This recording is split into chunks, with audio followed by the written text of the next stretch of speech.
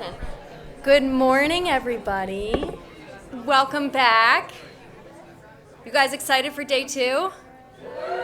Yeah, awesome. I'm going to turn it over to Cedar, who's going to get our morning started. Thanks, Simon. Hi, everyone. I'm Cedar, as she said. We had a great day yesterday. I hope everyone's well rested and ready for another exciting day today. Anya. All right, so you remember the video we sent to Columbus Zoo and Aquarium yesterday? They sent us one too, so here it is. Loud. Hi! We're saying hi from the Columbus Zoo and Aquarium. We are happy to be doing these 2 days together, going towards goals of conservation. We all wish you the best of luck in your project this year. Bye! All right, so that was cool. Next, yeah. All right, so I can't let another day go by without saying thank you again to our 2019 sponsors. Next slide. All these people have made this possible. They're the reason we're here right now. So if we can get a round of applause for them, that would be great.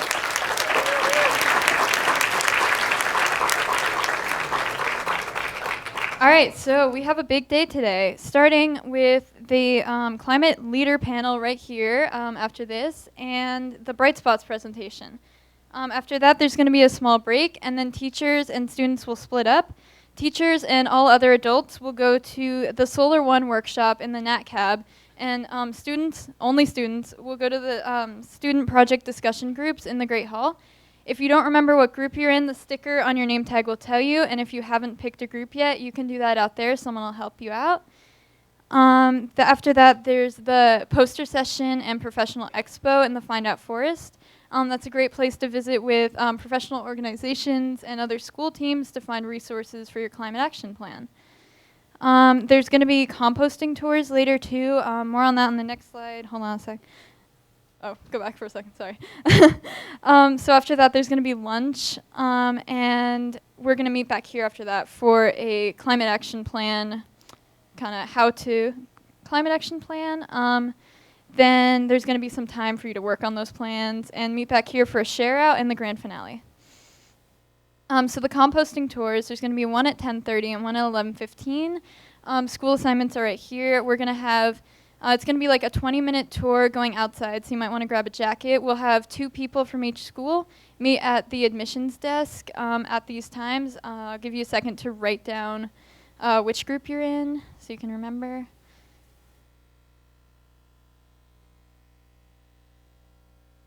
How long is this? Huh? How long should I wait? Cool, that's enough time. Right? No?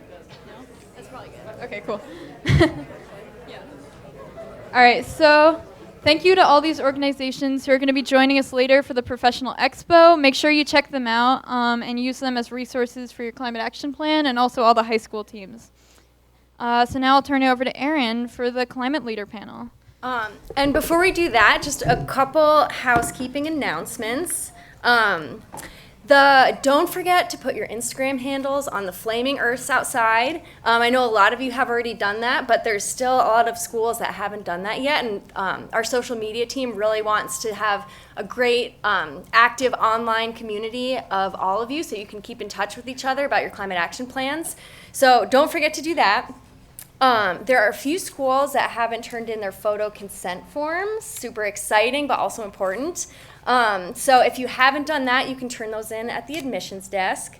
And last, we're super excited to be able to give everyone those reusable utensils to take home. So just in continuing our efforts to reduce plastic, single-use plastic. So we just really hope that you hold on to that. I hope you put your name on it. If you haven't, make sure you do that just so we don't, there's going to be a lot of them. We don't want them to get lost. So I just want to say we're super excited to give those out, and I hope that you all can hang on to those and take them and use them in your life and reduce all the plastics that you learned about yesterday in the Beyond Plastics workshop. I had one other housekeeping. Okay, is it the Summit Incubator Lunch? Yeah. I was going to say that. Okay. Yeah, you can do it. No, you can. And another reminder, the Summit, the continuation of the Summit Incubator Lunch is going to be at 1 in the Find Out Forest. So if you didn't get to join that yesterday, or you want to continue the conversation of how to start a summit in your own community, that is at 1 in the Find Out Forest. Great. You guys get all those details on the agenda? There's like a lot going on today. Okay, I hope you did. If you didn't, you can ask questions. So we're gonna, if you just want to talk amongst yourselves for a minute while we do the climate leader panel, set up for that. So that's Scout and Caroline and Aryaana and Hakim. You guys can all come up and we'll get that started in 1 second.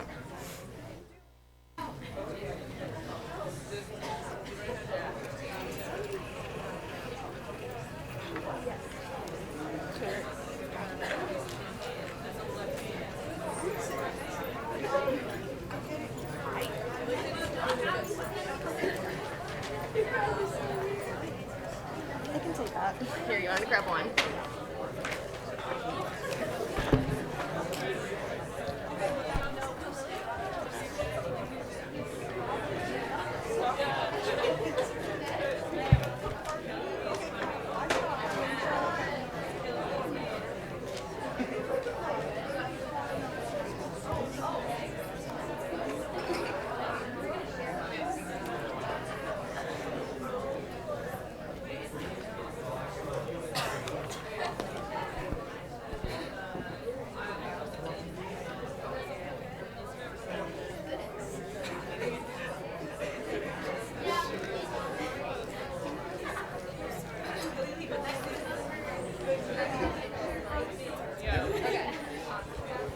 All right. Look at that. It was like a DIY climate leader panel. Anyone could do this. So we have a few minutes this morning. We are so lucky to have a room full of just amazing young climate leaders in the room, and we have a few of them up on stage here to share some of their experiences with us today and hopefully inspire some of you all to go on and continue being climate leaders in your own life too. So I'm super excited today. We have Caroline Dodd, who's on our Youth Climate Advisory Board and has been to how many summits here? 10. Many? 10? A lot. And Hakim Evans and Aryaana Khan from the Alliance for Climate Education, which is a national organization that works to empower young leaders to take climate action. And then Scout Pronto Breslin from Rhinebeck High School, who's done so many things that I'm sure she'll tell you about, not the least of which is starting her own organization focused on biodiversity in the Hudson Valley. So I'm really excited to hear from all of them today and have an opportunity for them to share their advice and their experiences with you all. So first, we could just get started. If you just briefly want to tell us what brought you to the climate movement, what got you started. Hi. Okay. I'm Caroline. And I guess what brought me to the climate movement is this program, the Adirondack Youth Climate Summit and the Youth Climate Program as a whole. I started being involved with the Youth Climate Program when I was in middle school, actually, because my dad was one of the teachers on like the original committee to start these summits. And at that point, I don't think I was really that aware of climate change as a concept. It wasn't really on my radar, and it wasn't something that was nearly as prevalent in media as it is today. And I went to my first Youth Climate Summit. I think it was the second one ever, and I was completely amazed and also really, really concerned about how vast the concept of climate change is and how it can directly impact my region. And also, I was really inspired by the fact that there's so many different careers and paths and ways to be involved with the climate movement. And I was like, this is something I want to be a part of forever. And here I am, I guess it's a lot of years later, but I really pursued it as kind of like my like heart mission. It was the one thing that was like my driving force, and something that I'm really, really passionate about. And so I knew that I wanted to study it going forward, and so I did. I studied environmental science in college, and even throughout that still worked with the Youth Climate Program and kind of helped intertwine bigger picture things I was learning in college about international climate governance and national climate policies into how we can involve youth in these parts of the climate movement. And now I'm here today, having recently graduated with my degree in environmental science, and I hope to just continue to make an impact as a young person and also for young people in the space of the climate movement. So my start was through previous work I did with public health and tobacco control, and from there I was doing, I was finding the intersection between the prevalence of tobacco, cigarettes, the whole industry, and the impacts it has on climate change. And from there, I got affiliated with ACE, and that's when I started being more aware, because they're focused more on the science in addition to educating youth and empowering them. So that's where I developed my status as a climate leader. And that was my junior year in high school, and now I'm a junior in college. So ACE has been latching on to me from that time.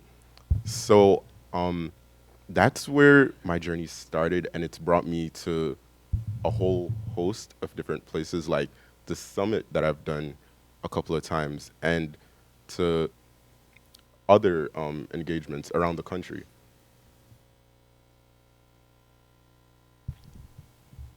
Hi, my name is Aryaana, and I turn 19 next week, but until then, I'm going to keep saying that I've lived half of my life in Bangladesh and half of my life in New York City.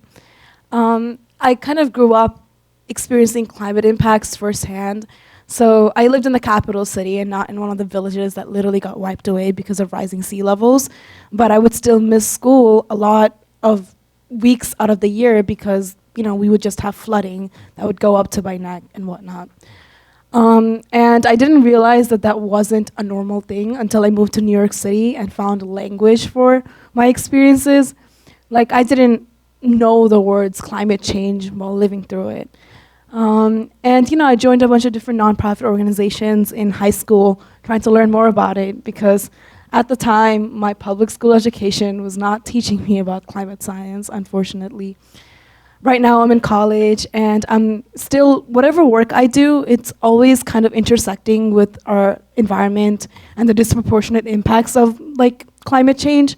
So right now I'm doing a poetry fellowship with Urban Word New York City, and I kind of just write poetry about climate change. I'm working in environmental health, and we're exploring how like cancer rates in the Bronx are disproportionately higher than the rest of New York City because of environmental factors.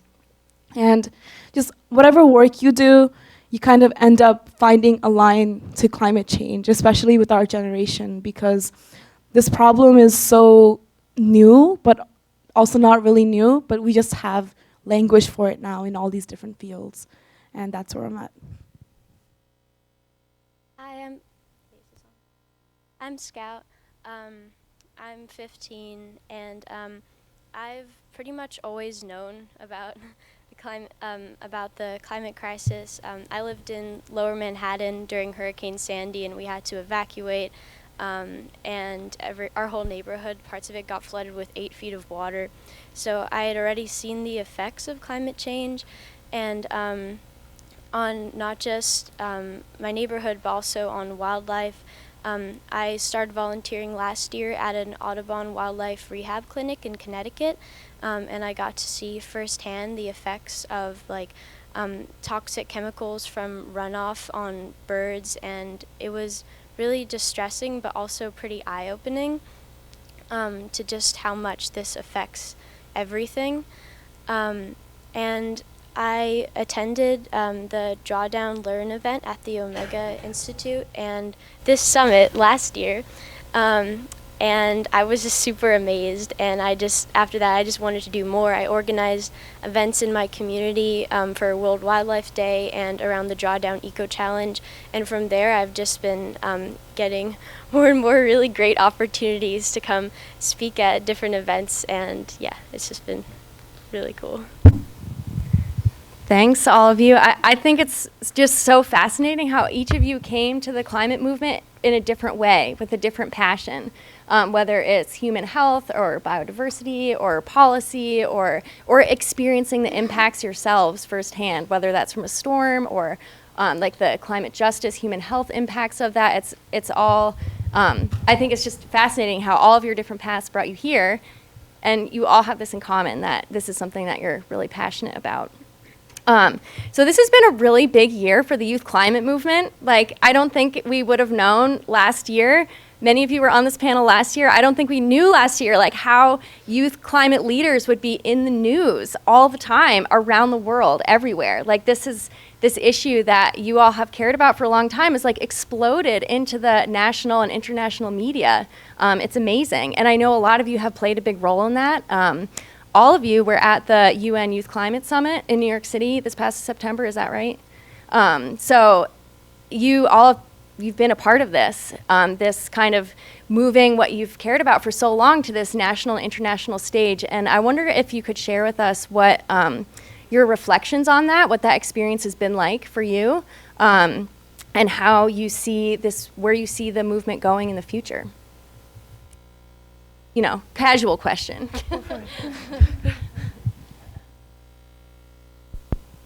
So this past year had a lot with especially Greta. So Climate Week in New York City was really big this year, especially if you were in the city, you'd see my face because of the work I did with Patagonia. But there's been a lot of leaders in this movement, and celebrities have played a big role in this. We've done some work with Jaden Smith, and he's brought a lot of people to listen to the conversation. But there are wider communities of people who've been fighting this for years who are not in the news media as much. And they have all given their full selves to the movement. And because of them and people like them in future generations, this movement will be successful, because these are going to be people that are going to run for office and win. They're going to be making policy in their communities. They're going to be community leaders. And they're the ones who are going to carry us forward. So what we're doing now is not just an impact on the older generations and politicians in power now, but also as an example to younger generations, so that they can take up the mantle and lead, which is what we're trying to do here at these summits. Yeah, I wholeheartedly agree with that. I think that obviously we're not going to be youth or young people forever, and that's really positive, because what that means is that we're building not just a youth climate movement, but just a climate movement in general. And I think it's really important that, as Hakim said, that we inspire younger generations beyond us, and that we raise our own children to be active in the same way that we have been, so that we can build a society that is kinder to our earth.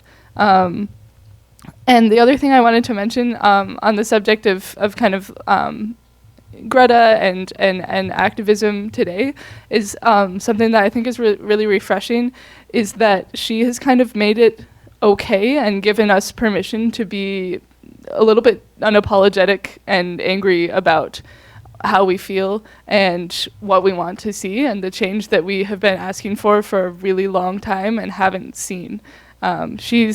She goes into spaces of like high level negotiations and government talks, and she speaks eloquently, but she's definitely angry. And I think that maybe that is the way that we will get our message through, is by showing adults and showing the generations above us that it is inequitable, that we've been left with this mess, and that we are angry and we're irritated and we are not going to step down. And I think that she's really given a platform for young people in that way, and she's represented the movement well in that space, in my opinion, and that we can continue to support that and be a part of that.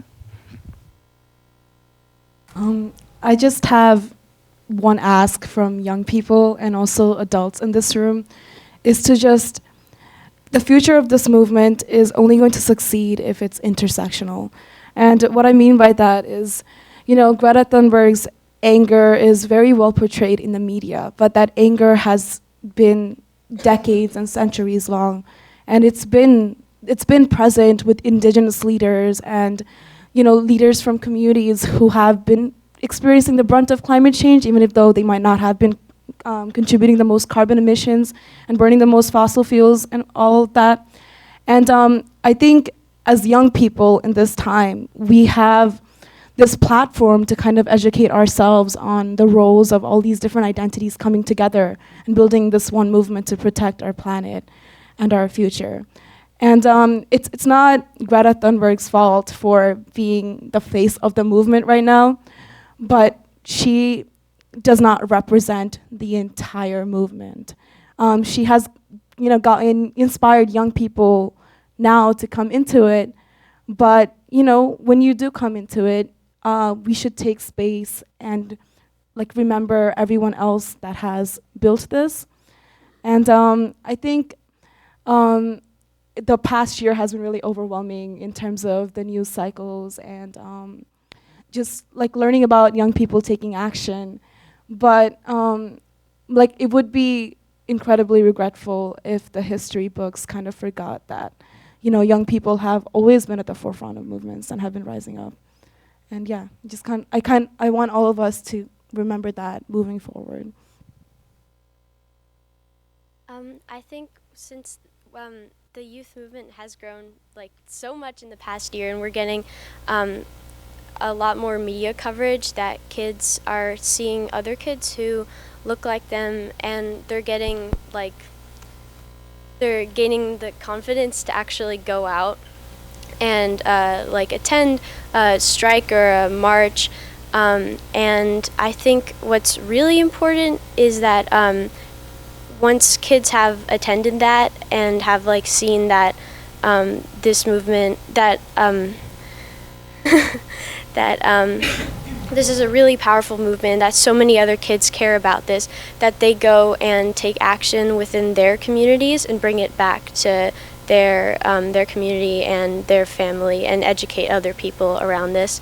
And I think it's also really important that while it's really great that the youth are our movement is so strong now, but it's important that we don't let adults off the hook, because they started this and they have the responsibility to help us out in this and not just push it onto us.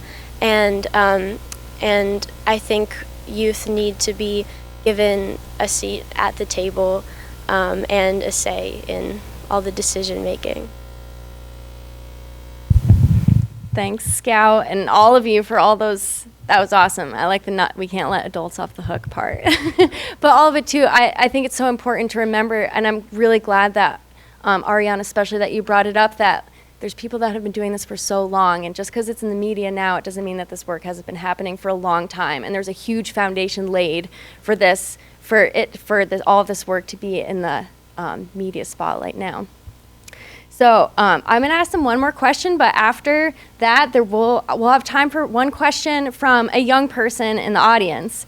So just think to yourself, if you have a really burning question that you think would be important for our whole audience to hear, there will be time for that after. So I just wanted to give you a little think time on that one. So I would really like to hear from all of you what advice you have for everyone in this room, and not just in this room, but everyone joining us online too. For all the climate leaders that are either coming to this with a lot of experience or maybe learning about it for the first time and are figuring out what their passion is and what their place is in the climate movement, what advice you might have for them. So I think that one of the most challenging things in this movement is kind of keeping morale high. I found myself a lot of times during college, part of learning about environmental science is seeing it through a bunch of different lenses, whether that be, sociology, biology, etc. And I think that one of the things that was difficult for me was that a lot of the messaging I was hearing was kind of very negative and very, the future is super bleak and all of this work is nice and makes us feel good, but is it really going to make a difference? And that was frustrating to me because I have completely devoted my life to this, essentially. You know, I've devoted my education and my future career and everything, and I believe it's the most important thing I could be doing, and that we could be doing, but often it gets kind of brushed aside. And I think that the advice I would give is to remind yourself of the fact that a lot of this movement has seen success. Like, there's success in the fact that we have such a big movement. There's success in the fact that it's been seen, finally, it's about time, in the media. And there's success in the fact that change is happening and we can see it happening. And I think that it's really important just to remind yourself of that and what is possible, especially now that this movement is bigger than it ever has been before. And I would also recommend that you don't feel the need to completely devote yourself to this. If that's not something you want to do, if you think that your soul and your passion is elsewhere, there are so many ways to involve yourself in this movement that are not completely whole self involvement, and that's valuable and valid, and no one's going to criticize you for that. Anything you can do matters, and I think that it's important to remember that that no matter how you're helping the climate movement, big or small, it's better than doing nothing. I think it's also important for you to remember that not everyone is a scientist and not everyone has all the information downloaded in their brains. So naturally, if you've been doing this for a while, you're going to have some people attack your beliefs, attack you on the science. People have been like, how many trees have you planted? And don't let that get you discouraged, because not everyone has all the information. You just have to remember the reason that you decided to fight in this movement. And you have to remember that most of the people in the movement, they don't know much of the science. They don't know 100% of the science. And they're doing this based on the scientist, because that's who we have to listen to, and their passions. So when someone attacks you on the science, like, oh, this is this, that, there's 3%, blah, blah, blah, you can remember any information that you can, or you can just be like, I'm passionate about this, kick rocks. Or just go on about your day knowing in your heart that you love this movement, that you're fighting for those you love and want to protect, and that everything in life, every movement, it has its fair share of haters and people who aren't necessarily aware, and they could be afraid too. But sometimes you don't have to kill yourself over having a conversation with people or having an argument. But if you like to argue, go for it. Speaking of climate science, you guys, any climate science deniers here? No? just checking in.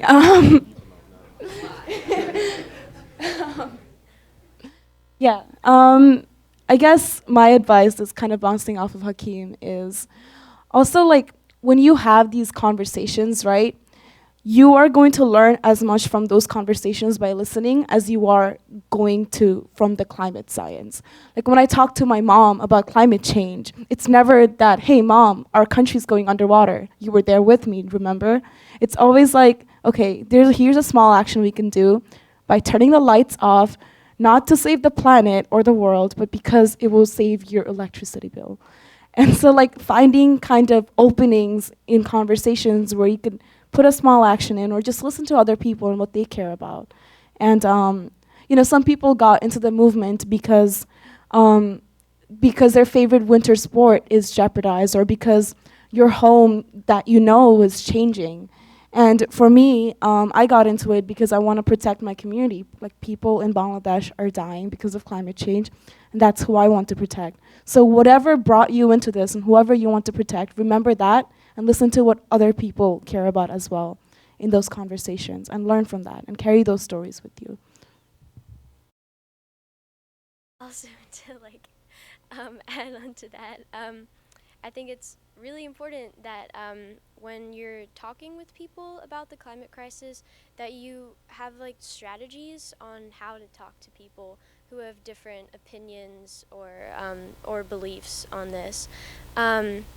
And as for kids who are just starting to take action on climate, I think, so no action is too small. You should start, of course, within your own community, working with your school, but you're not just limited to that. So don't just think that's all you can do. So I know a lot of people, most of the action that kids are taking, it's often talked about just within their schools, but you can do so much more, so don't feel like you're limited to that.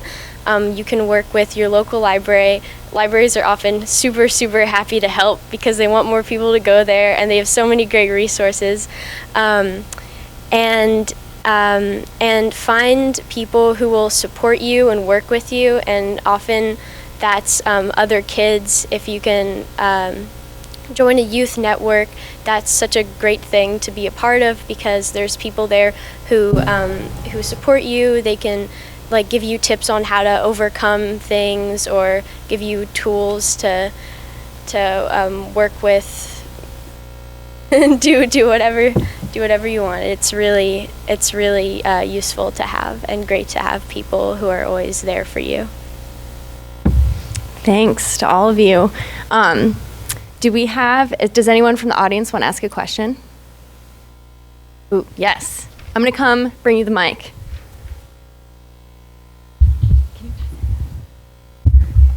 Thanks.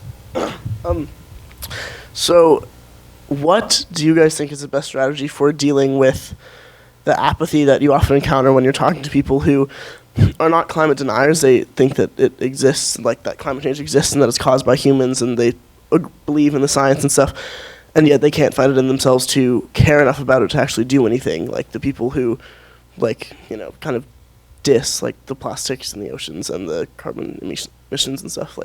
How would you counteract that and try to inspire, emotion and anger in people?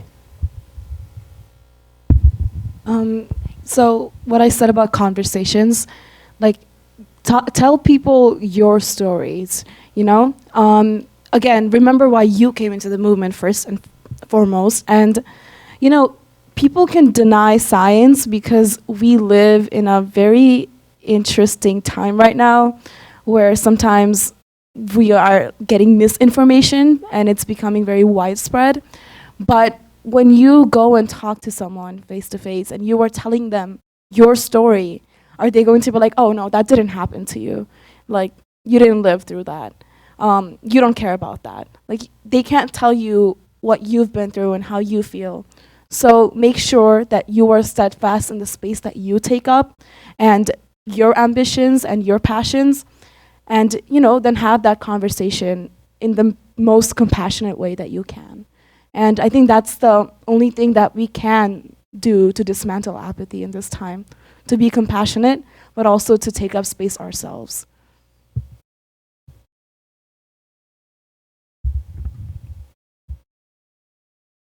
All right. That's really, really hard. And sometimes it's just not worth arguing with them if they really just think it's just a joke and they couldn't care less. But I think, like you said, you should really try to explain to them how it has affected you already and how it will affect them, how it will have an effect on their personal life, and that they really should care about it.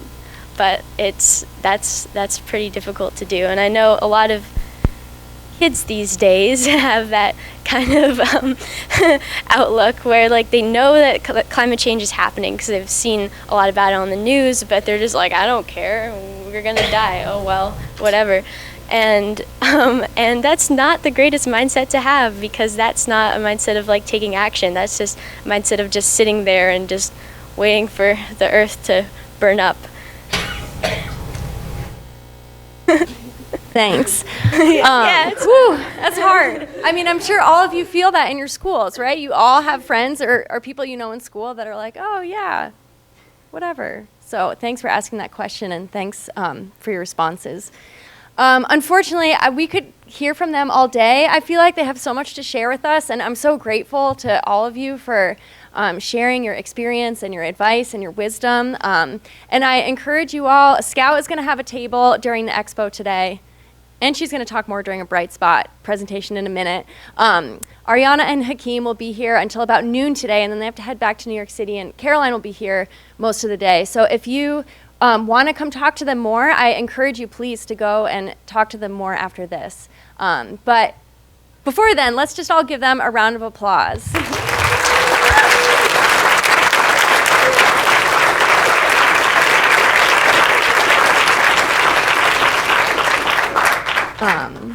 So if that wasn't inspiring enough, next we have the Bright Spots presentation. So while we kind of do a little switch up here, if I could just ask the students that are presenting a Bright Spot to go line up over by Callie on the left side of the stage. Yeah, if you Stand like right here, because we're gonna have to line up everybody behind it.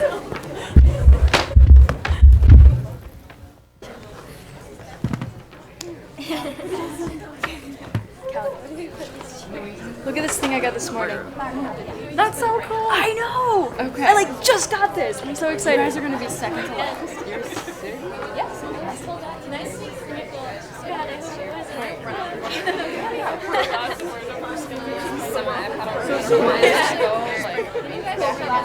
Lena, when are you going?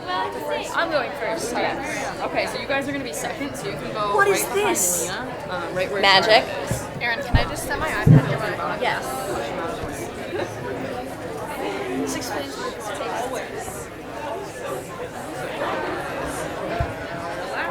You're gonna go right behind. Right around and just hang out behind them. All right. Once it's loud enough, so you are gonna go. It's because I scout and I right? Oh well. Somehow it got started. So how are we doing with our order? After scout. Yep.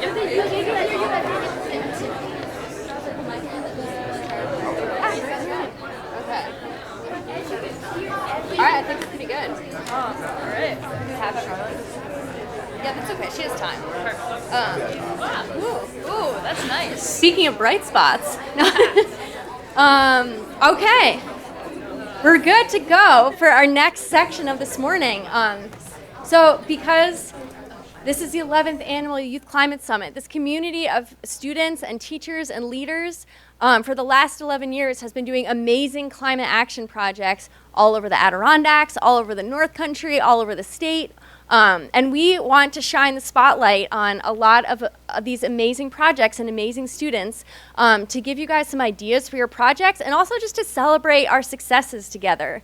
That's such an important part of our work together and our community, and especially when there's always bad news all the time. Like, you have to take some time to celebrate our successes together. So I'm excited that you all can join us in celebrating the successes of a lot of these students, and I'm really excited to hear all of their stories. So the way this is going to work is they're just quick 3-minute presentations from these students. It's going to be a combination of talking and video, but the whole idea is just like a quick lightning round talk highlighting their project, and it'll give us a chance to help them celebrate their achievements too. So to start us off is going to be Lena Keel from Saranac Lake. Hi, everyone. Oh, going up here now? Yeah. All right, so my name's Lena Keel. I'm from Saranac Lake, Greenstorm. Okay, I don't know how to use this. So I organized a strike in September. This is the strike. 500 people showed up, which for the North Country is a lot. We had a bunch of really great presentations from Lake Placid, and it was really awesome. And we had the County of Franklin sign a resolution, which basically just means that they're going to start to think about the effects that climate change is having on our area, specifically winters and tourism. But most importantly, I don't actually have a picture of it. I got it this morning. This guy, Cliff Donaldson, who ran for county legislator, and he's on the Adirondack Park Council. He gave us 4 metric tons of CO2 that's being retired, and basically it just won't go into the atmosphere. And second, this is what I was originally going to do. This guy named John Radigan, who worked at Paul Smith's for a lot of years, he's like retired. He was at the strike and he wrote a poem. So it's called Reflections on Climate Strike. It goes a little like this. Despair obscures the sun most days, engulfs us in black smoke of headlines, in numbers that numb the mind, into a paralysis so deep that all we want to do is to escape somewhere, leaving the crumbling world the nothing that's left.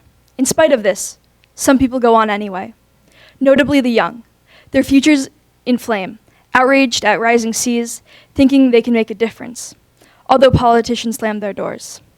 Power lives here, opens possibilities like dynamite, lifts hopelessness out of its muck, into what may be a better world. Come, let us join together. You won't believe what's coming. John Radigan. I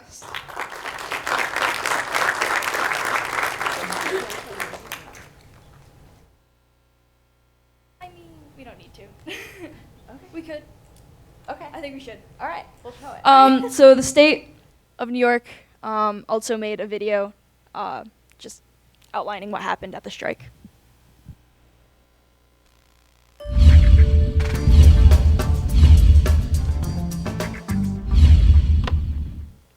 NYSBA News is supported by the New York Schools Insurance Reciprocal.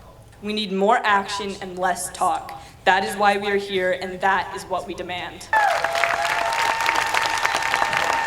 Taking a stand, a group of passionate students are fed up with the rhetoric and false promises they say politicians are using to talk about global climate change. No community is immune to the drastic changes related to global warming, and people living in the Adirondacks are experiencing the impacts firsthand. But the grand majority, all the kids who are here today, they've known since they were little. They've seen animals disappearing. They've seen their winters getting shorter. They've seen their ski seasons disappearing altogether. They know they're impacted, and they're becoming passionate because they're seeing the inaction of adults. Lena Keel, an 11th grader from Saranac Lake High School, was one of thousands of high school students across the country rallying her peers to participate in the youth-led Global Climate Strike Day. She worked with area school districts and community leaders to protest the inaction towards the planet's destruction. Climate change is going to affect all of us in such a big way that we just need to do something about it, and even if it's small, you're still doing something and moving in the right direction. Climate change reform has united residents from across the North Country. As part of Global Climate Strike Day, the Riverside Park in Saranac Lake was brimming with youth and adults, united as one voice, demanding immediate change to improve the environment. But it was the students who led the charge. It's great to see so many people supporting us and talking about climate change, but the time for talking has come and gone. We are in a crisis and we need action. Reporting for NYSBA News, I'm Casey Nicholson.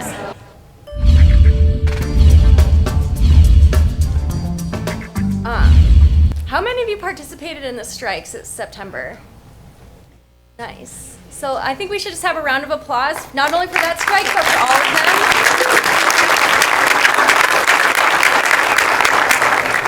them. Awesome. And next up, we have some teens from the New England Aquarium. Yes. Oh.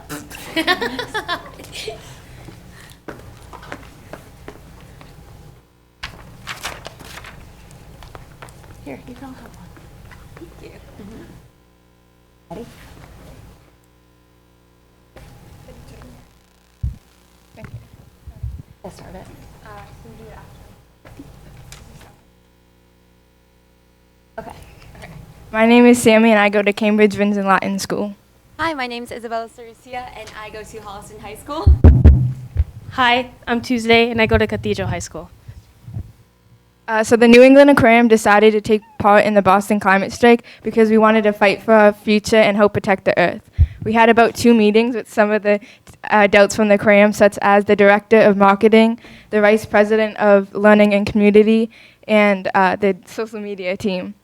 During these meetings, we talked about how the aquarium was going to take part in the strike itself, if we were going to be listed as partners for the strike, if the teens could take over the aquarium's social media for the day, and what we were going to do the week after for the micro-actions. During these discussions, the teens were very involved. Having the adults listen and ask for our input throughout these discussions felt really great. Yeah, and so basically, this was the majority of our first time participating in a climate strike or anything of the sort. So all of us were incredibly excited and slightly anxious. But when we got there, the anxiety kind of drifted away, and it was just pure excitement.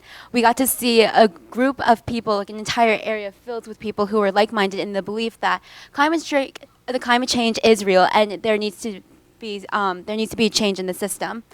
And we even got to see all the speakers.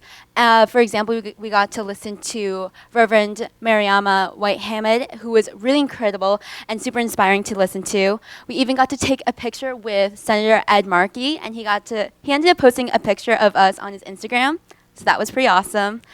Additionally, we then went in the streets of Boston chanting, protesting, and it was really incredible to see because someone would start a chant and then anyone around them would continue that with them. And that was really empowering and incredibly awesome to see because we're all from different backgrounds and none of us actually knew each other, but we were all united by the fact that climate change is real and that something needs to be done about it. And then we continued this all the way to the State House, and it was a really great experience to be a part of. So after the strike, we invited some teens to come back with us to the aquarium to have our debrief.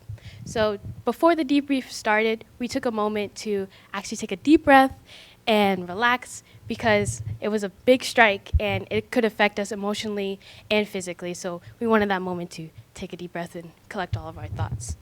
So after that, we had posters on the walls and the teens went around to write what they thought the experience was like, how do they want to see change in the future, and also what was the best moment in the strike.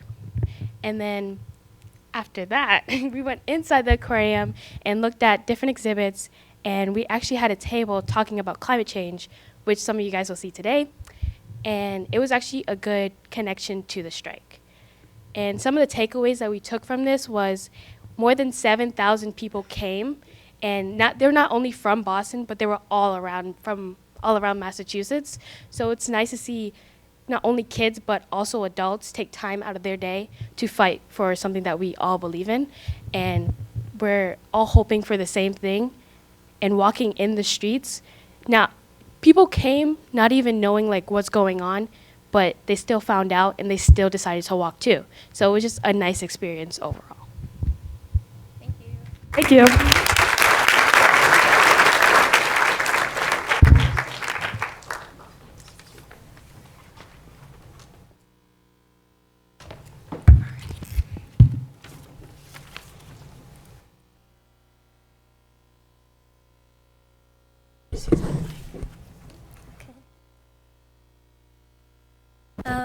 Hi everyone, I'm Scout. You saw me in the panel, so you know who I am.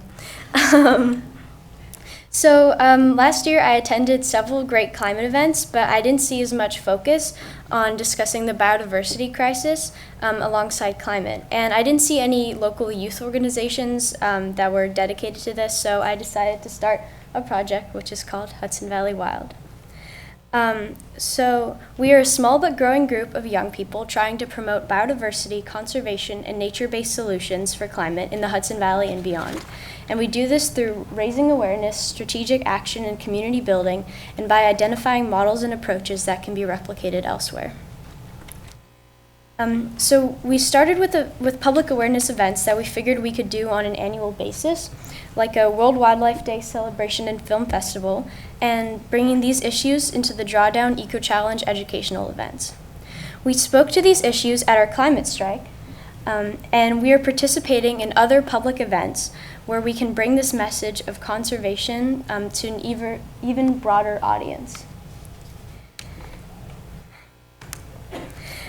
Importantly, we've created action guides on different subjects related to many of these events so that people know what they can do to help. One of our priorities for action has been around civic engagement. We've decided to work with the local government on embedding conservation and nature into climate work, and that included giving a presentation to the village board and volunteering to lead nature-based solutions work in the Climate Smart Communities Task Force. This will include doing things like a natural resources inventory, habitat protection, watershed restoration, and many other actions that you can see on the list. We're really excited about this and working with other climate smart communities and the New York Department for Environmental Conservation. We have also been trying to bring messages around biodiversity and nature-based solutions to the climate networks and events happening in our region, including here, so that we can already take advantage of an enthusiastic group of young people who can readily integrate these issues into their work. And we have been involved with developing panels, workshops, and exhibit at Omega Drawdown Learn, and for the forthcoming Ashokan Yes Summit in February, and we want to start a nature-based solutions project group within the New York Student Climate Coalition that is recently formed. We hope to connect and advocate together. Finally, we are also making local to global connections to identify ways to implement global commitments and campaigns. Like the UN Decade for Ecosystem Restoration, and to influence discussions happening at the international level, like the new targets for the UN Convention on Biological Diversity. To do this, we are part of global initiatives like Youth for Nature, which is a new network of young people advocating for nature-based solutions and was very involved in the recent UN Climate Summit. We are helping to build their US and high school age network. And so please join us and share what you're doing around taking action.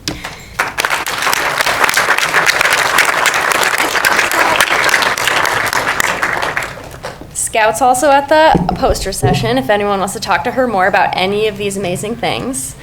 All right, Cody from South Courtright. Do you want me to talk there or go on stage? You get to go on stage.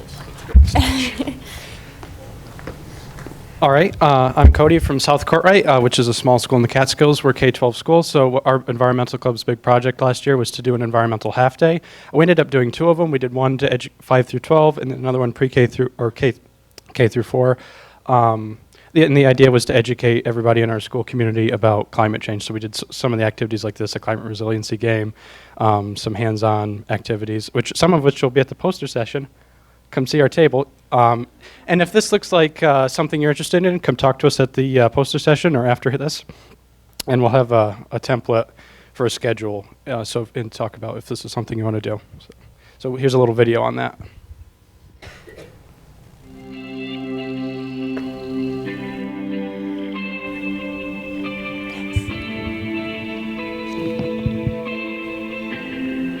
So what did you guys learn from the activity that we did today? We have to work together. Not only one person's deal with one thing. Mm-hmm. Learn how to make choices and learn how to work together. That it's good to do more about the earth than people are really doing. Not one person can do everything around the world. You should focus more on need than want. To work together to help the world to do it together. You have to keep your earth healthy or else you're not going to survive in it. They can't change the world by being one person. Use less vehicles. Recycle. Use a plastic straw and just cut it up into little pieces. Mm-hmm. And cut up those things around the solar. So what do you guys remember from the environmental half day last year? We learned about climate change, how climate change is like affecting the earth and oceans. Very good. Climate change is going to have a large impact on our lives as we come of age. Last year we made a song about we made like games. I remember that one. And the one where we had to it was like math. We had to something about how to get that who caused? Us. Us. And who's gonna fix them? We.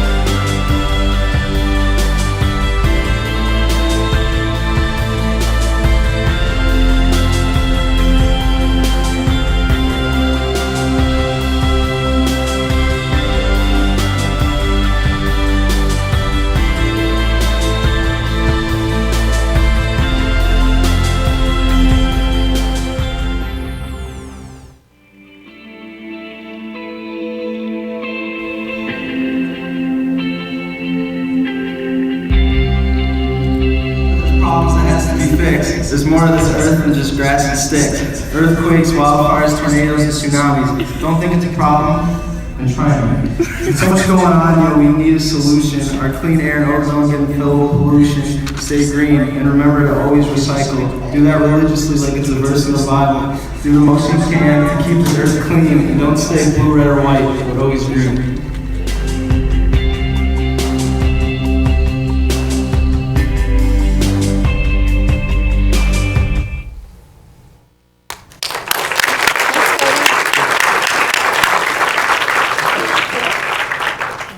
Now we have Charlotte from Keene Central School.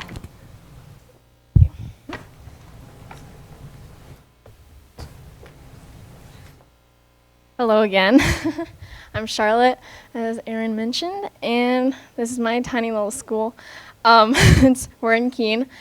And so first thing that I'd like to ask you guys is to raise your hand if your school's electricity is powered by 100% clean energy. And a few back there. So everybody look at those people. Yeah, this you've already done it. Okay. Notice that the majority of the people in the room, their schools are not. So we can all hopefully learn something from this and maybe take something back. So the first thing that we should be asking ourselves is, are we using the energy that we purchase effectively? So if you live in New York State, 30% of your energy comes from coal.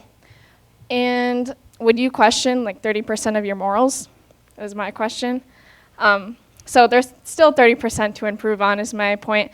So are we integrating LEDs? Are we using automatic light sensors? Are we building our schools well insulated? And how much plug load is there? Are we all charging Chromebooks? Are we all charging our phones, smart boards, electronics?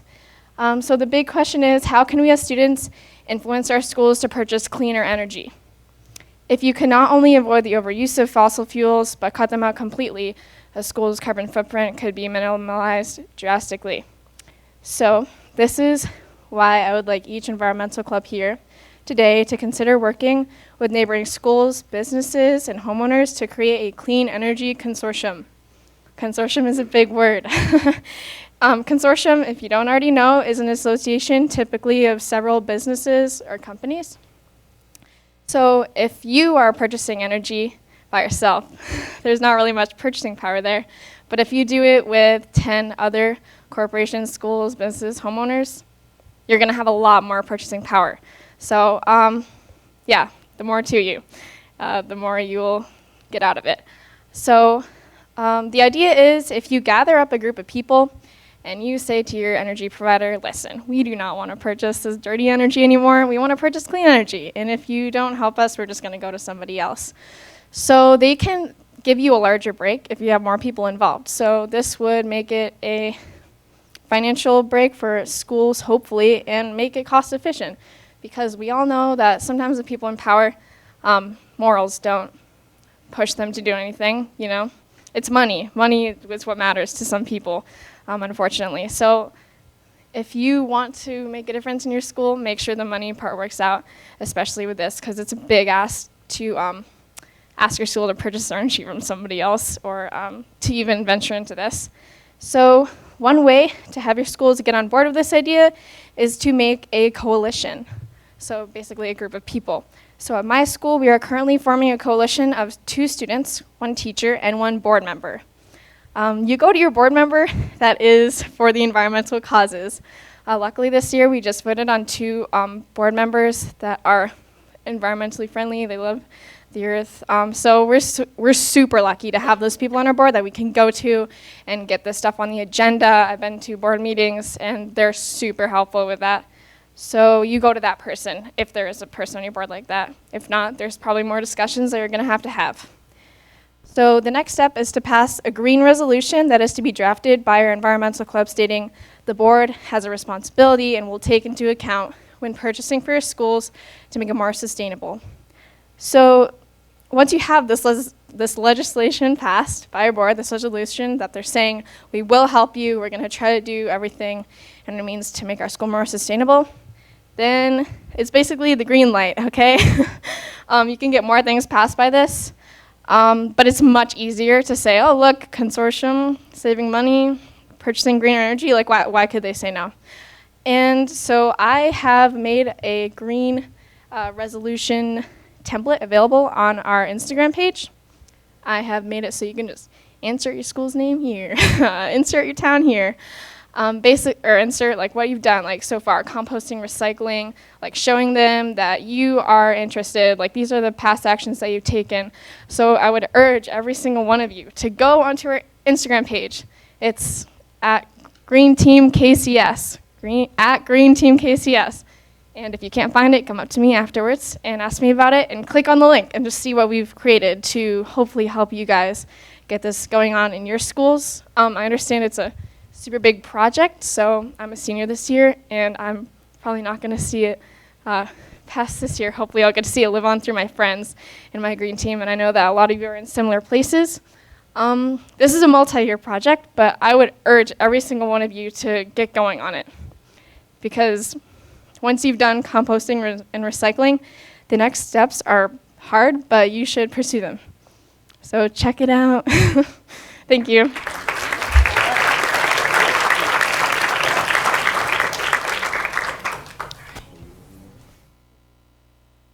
Next up, we have Tyreek and Tovael from the Kurt Hunt Expeditionary Learning School in Brooklyn.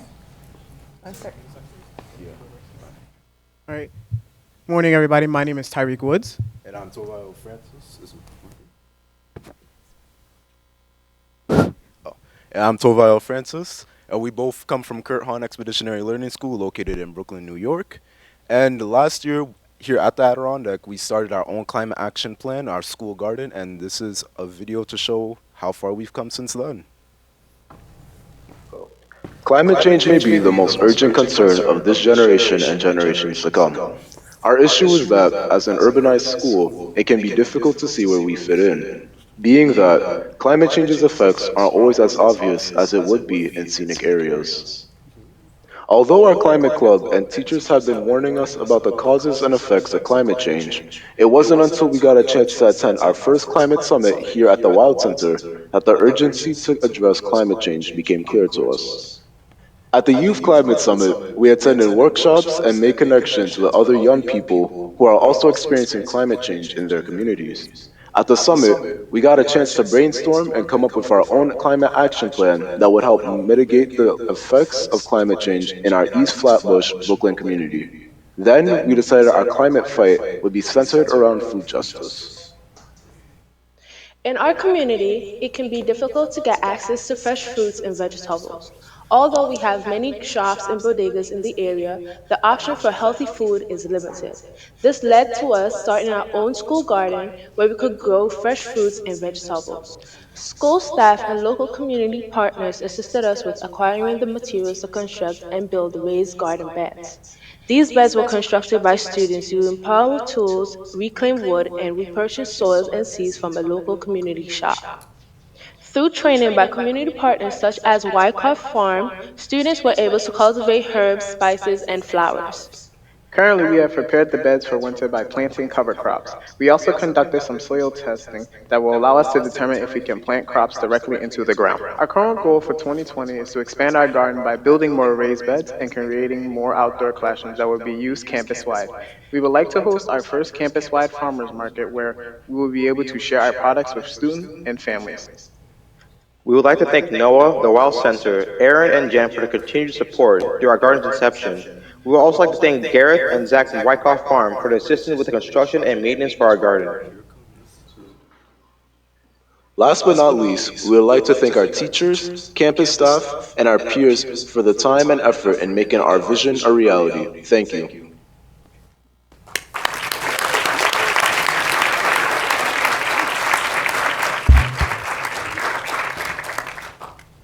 Okay, next up we have Sydney from Margaretville. Oh, and a mall. Oh, and a mall. Sorry. Thank you.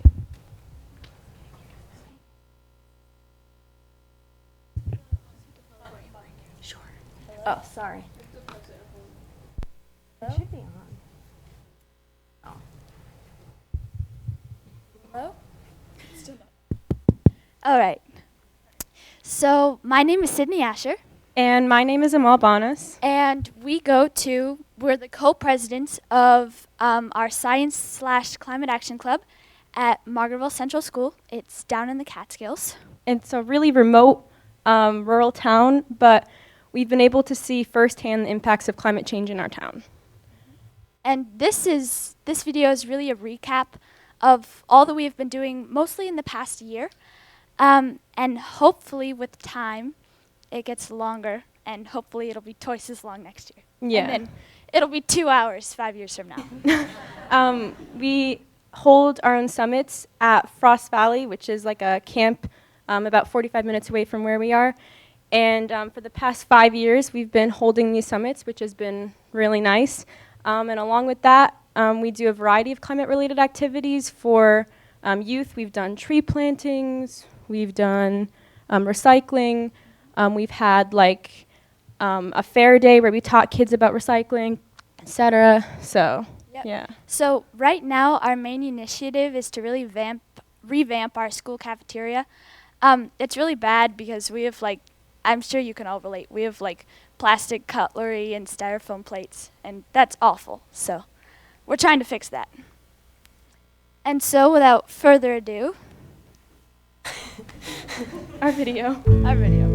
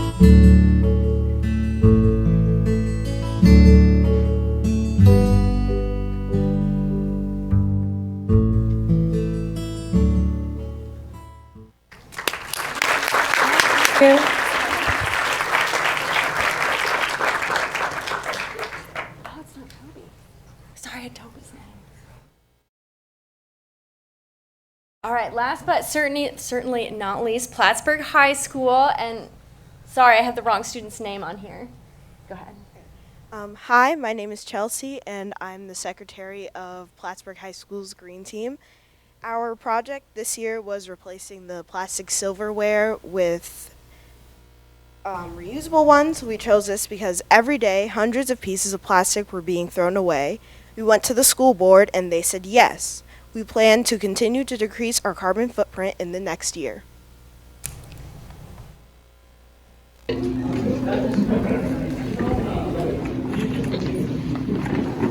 Wow, isn't it pretty great that we get to donate these fruits? Yeah, but did you see those gross styrofoam trays the cafeteria has? Wait, what's so bad about those? Well, styrofoam doesn't biodegrade, and you can't replace the fossil fuels they're made of.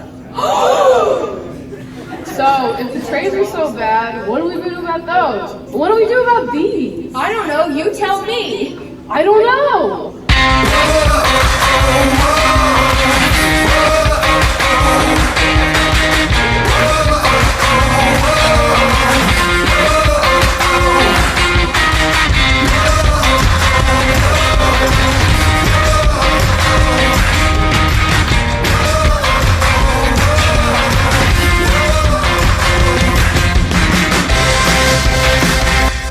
School board meeting is now in session. First up on the docket is Plattsburgh High School Green Team.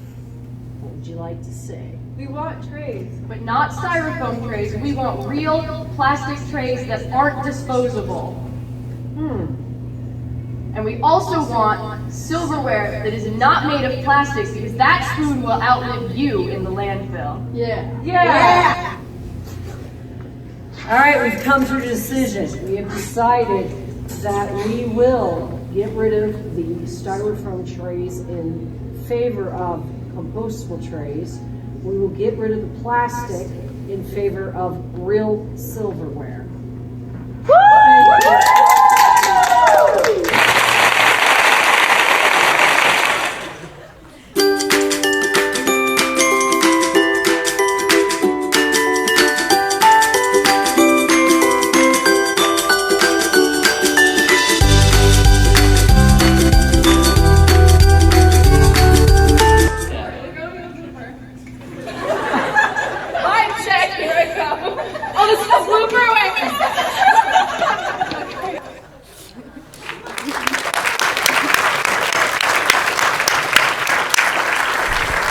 Let's have one more round of applause for all of the bright spots.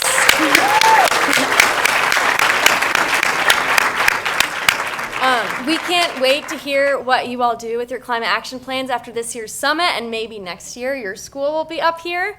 I hope so. I feel like we could feature all of you. It is time now to break out into two different there's two different things going on. So teachers, you are going to be going to the Solar One workshop in the Naturalist Cabinet, and I have a note from them to make sure you bring your jackets because you're going to be experimenting with solar panels outside. Super fun. Students, you're going to be heading to your discussion groups in the Great Hall. If you need help remembering your group, there'll be people to help you and check the colored sticker on your name tag. Thanks, everybody.